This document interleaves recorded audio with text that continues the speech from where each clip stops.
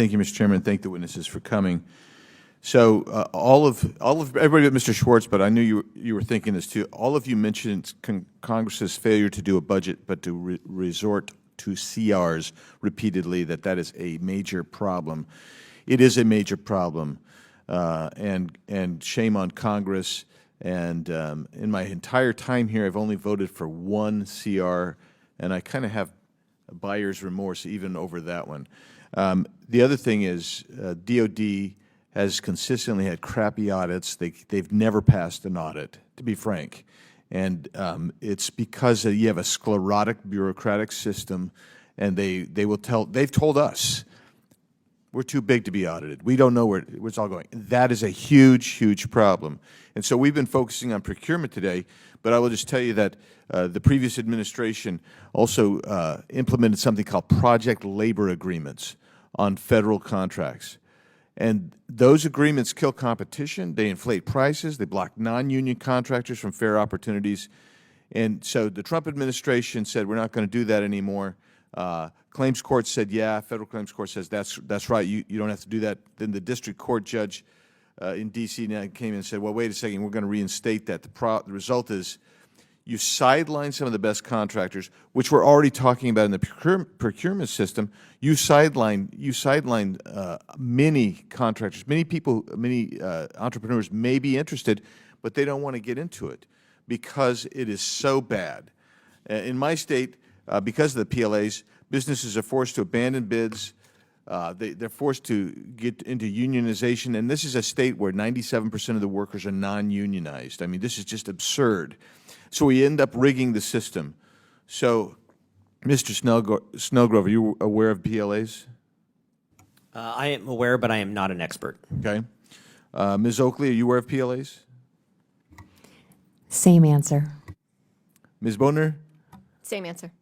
Okay, Mr. Schwartz, it's down to you, baby. I feel obligated not to disagree with anyone on this panel. Very good. Well, here's the problem. The DOD, everything you guys have talked about is stuff that we've talked about before, but we don't ever make the change because you have bureaucratic stasis. There is no real attempt to move it because there is no incentive to move it. Until this body says we're going to make a change, then there will be no incentive for the agency, the department to make the change. So we can talk till we're blue in the face about all the great ideas y'all have, but it is us. We have met the enemy. It is Congress. It is us. And until we make the change, it's not going to happen.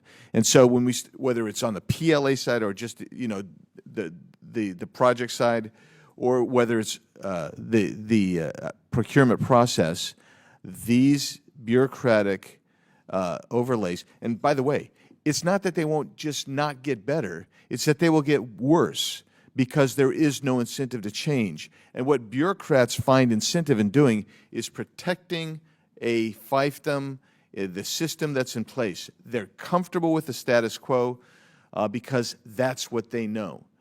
Now, what's the status quo in the military? It's to have an acquisitions officer that's there for 6 months to 2 years, and then move them on back to the bomb squad or whatever it may be. And that is a perpetual problem that we have. But what changes it ultimately is going to have to be tied directly to funding.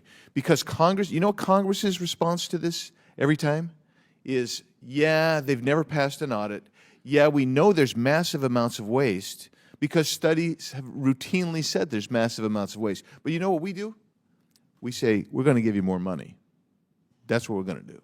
We're not going to give you any kind of direction on how to fix this because why? That would cause Congress to actually think and in a bipartisan way restructure what's happening in DOD. But we're never going to do it.